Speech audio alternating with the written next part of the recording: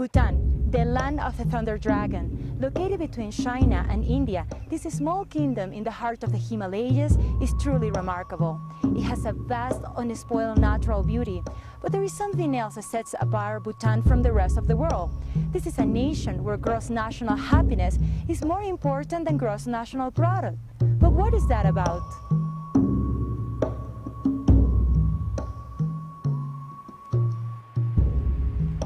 The true Shangri-La.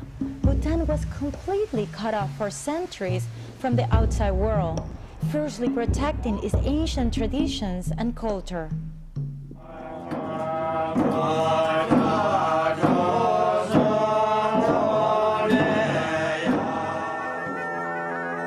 This isolation has made this tiny country of roughly 700,000 people unique. But Bhutan today is slowly catching up with the modern world. Internet and television were introduced in 1999, and the first daily newspaper was launched just last year.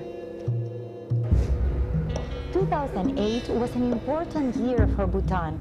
The one-shock monarchy has been in power since 1907, but Bhutan became a parliamentary democracy with its first elections last year.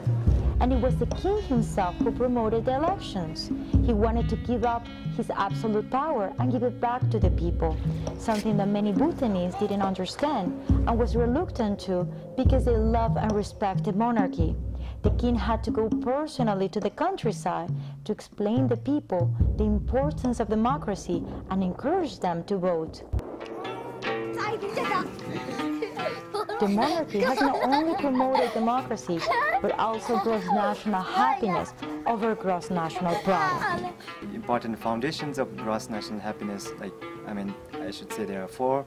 So that's one is good governance, second is socio-economic development, equitable socio-economic development, and third is preservation of our tradition and culture, and fourth is conservation of the environment. Before I came to Bhutan, I thought that gross national happiness was just a colorful slogan they used to promote the country. But after spending a couple of days in Bhutan, I had realized how important and serious it is for Bhutanese people.